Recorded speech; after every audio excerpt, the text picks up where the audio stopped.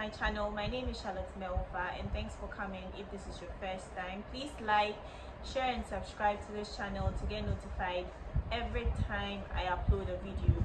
And if you're an old member, thank you so much for sticking with me. Today's video, we're going to talk about a very sensitive topic. The topic I'm going to talk about today is sickle cell disease. When we talk about sickle cell is a mutation of a gene, a mutation of a gene in the person's body.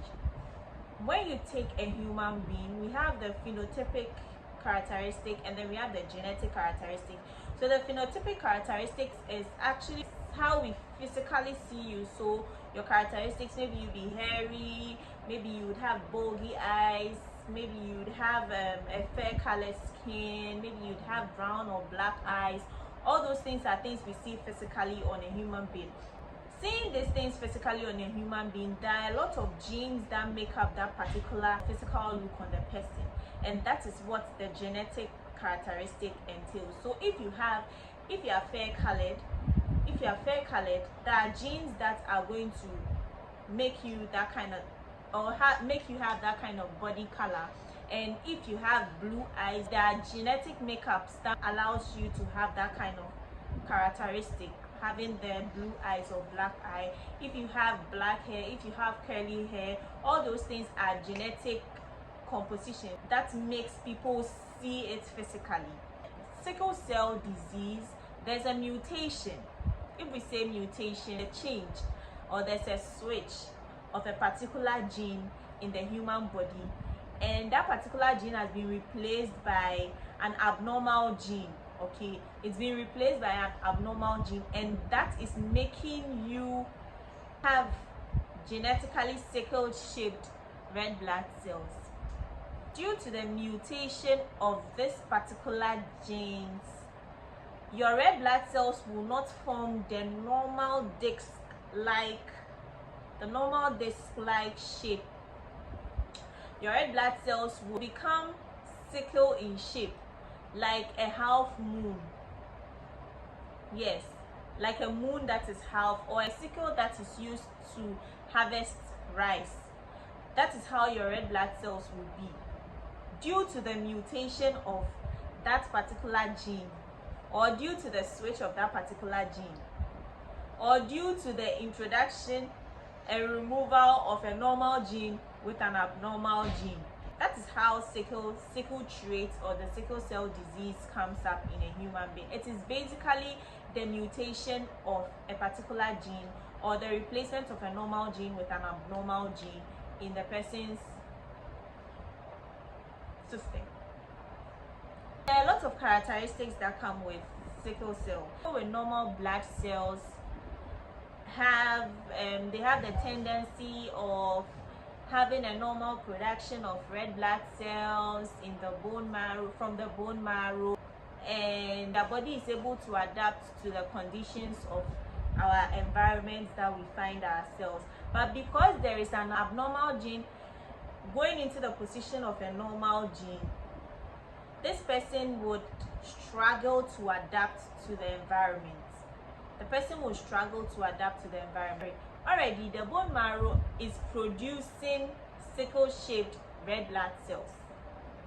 And these red blood cells are not normal red blood cells, because we know the normal red blood cells are disc-shaped. The sickle person or the sickle cell patient or client's bone marrow is not producing the normal red blood cells. It is producing a sickle-shaped red blood cells, which is abnormal. This person would exhibit or show a lot of characteristics. Most people that are sickle cell or have the sickle cell disease, they mostly have jaundice. The reason why they mostly have jaundice is because they are producing abnormal red blood cells, and these red blood cells are sickle in shape, and because they are sickle in shape, their surface area is not even big enough, you understand. And we know that when you have the normal RBCs, or the normal red blood cells, they have the normal surface area to be able to attract oxygen and also to be able to give the blood the normal color. Now, because these sickle-shaped red blood cells are not the normal disc-like shape, they are half moon or they look like sickles, tend to have a strong affinity for oxygen. It's like it's small, so the least oxygen that comes into the system, it is grabbing it. The least oxygen that is coming into the system, it is grabbing it.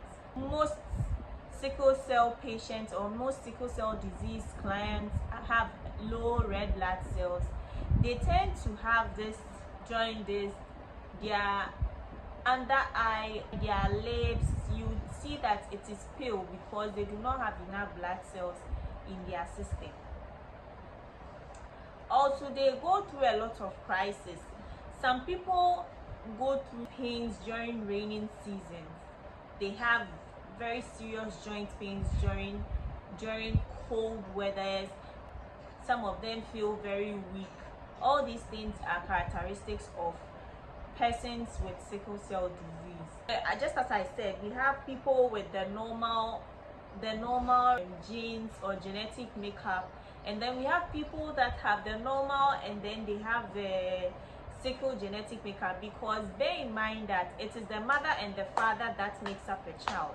And so your mother can have the normal red blood cells or the normal genetic makeup, but your dad might have an alterated or a mutated red blood cell, and so you are going to pick it up.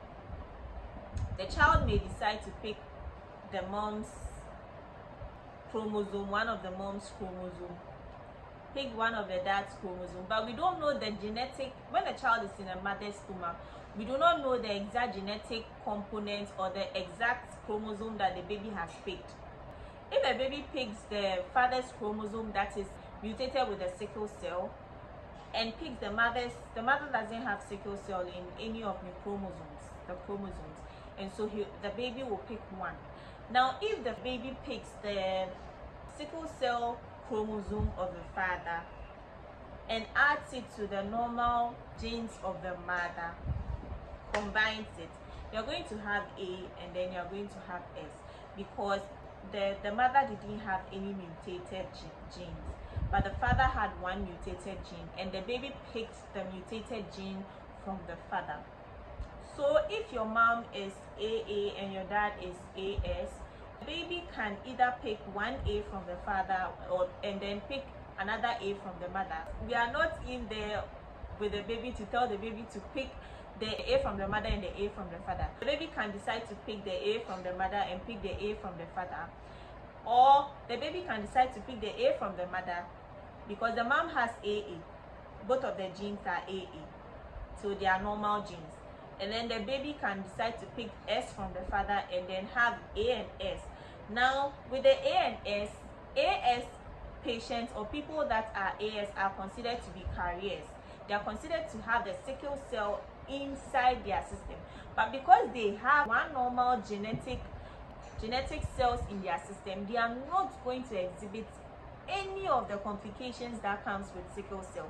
They are normal people. They don't go through any crisis because they have the A that is, how should I say, the A that is protecting them from all the crises that a typical SS person will go through. If the mom is A and the father is AA, if the mommy is AA and the father is AA, the baby will just pick one. So the baby can pick A from the mother and then pick another A from the father.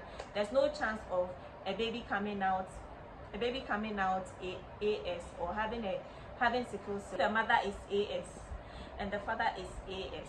So the baby can either pick the A from the mother and pick the A from the father. AA, normal baby. The baby can decide to pick A from the mother, pick S from the father. It will become a sickle cell carrier, but will not exhibit any crisis. Will be normal, walk normal, on crisis. There will be no crisis. Yeah.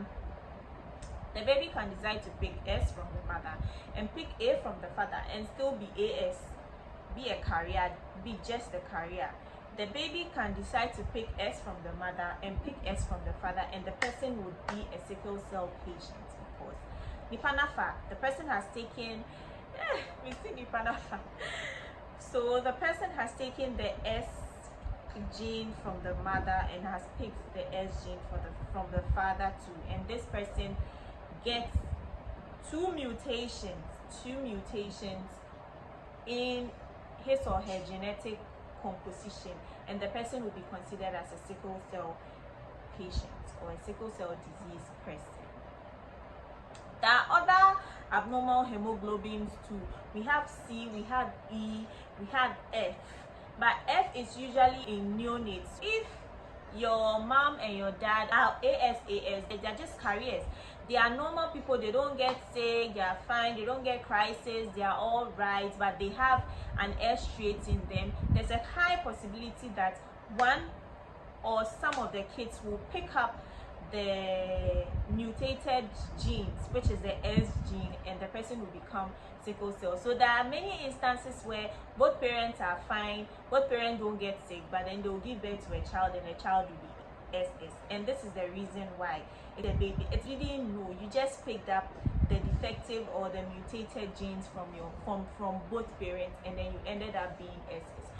I'm going to list the outcome of one gene and the other. So if you take AA, if you take couples are AAAA, there's a high likelihood, there's 100% chance that you're not going to give birth to a sickle cell. If you are AA, your partner is AA, you people are not going to give birth to a sickle cell patient. Now, if you are AA and your partner, one partner is AS, there's a high chance that you're going to have sickle cell traits, or you're going to have carriers among your kids, because there's a trait of S between you couples. If you are AA and your partner is AS, you people can have AA kids throughout. It's a probability. You people might not give birth to a carrier. You people might have all your kids AA, and there is also a chance that you might have all your kids as carriers, AS, and there is a chance that you might have some of your kids AA and then others will be AS. I hope I'm clear. If you are AS and your partner is AS, you, the couple, might give birth to AA kids only. It's a probability, and just as I said from the beginning, the baby you do not decide what the baby should pick, or you wouldn't have the chance to talk to your baby and tell your baby that, baby, pick A or pick A from me and pick A from your father. You understand? No, the baby picks what it has to pick. If you are AS and then your partner is AS too, there's a high likelihood to have all your kids AA. You might have all your kids AS. You might have all your kids SS. You might have some AA and you might have some SS. You might have some AA, you might have some AS, and then you might have some SS. Or you might have all your kids AA, you might have all your kids AS, or you might have all your kids SS, depending on what the baby will pick. If you are SS and then your partner is also SS, that one there, there's no probability. There's no probability of you having an AS child. Trust me, all your kids are going to have the defective genes. You're going to give birth to all SS kids. Sickle cell conditions can be controlled, especially if they go through the pain. They can be given painkillers, and remember, they can't be given every type of drug because they do not have the normal genetic makeup. They have different genetic makeup, and so the medical practitioners are very cautious of what they are being given. And when they have low blood levels, they are mostly transfused with blood, or they are given blood boosters in order to shoot their blood levels and then make them fine. When they adhere religiously to all the medical advices that are being given to them by their family doctors, they turn out very fine. Just that in certain circumstances, their crises become very intense, and then they would need to be taken care of as soon as possible. So that's basically it. I've come to the end of the video. Thanks so much for watching. Hit the like button, subscribe, and share the video. Let your friends subscribe to this channel, and I'll be very happy. See you on the next video. Take care. Bye.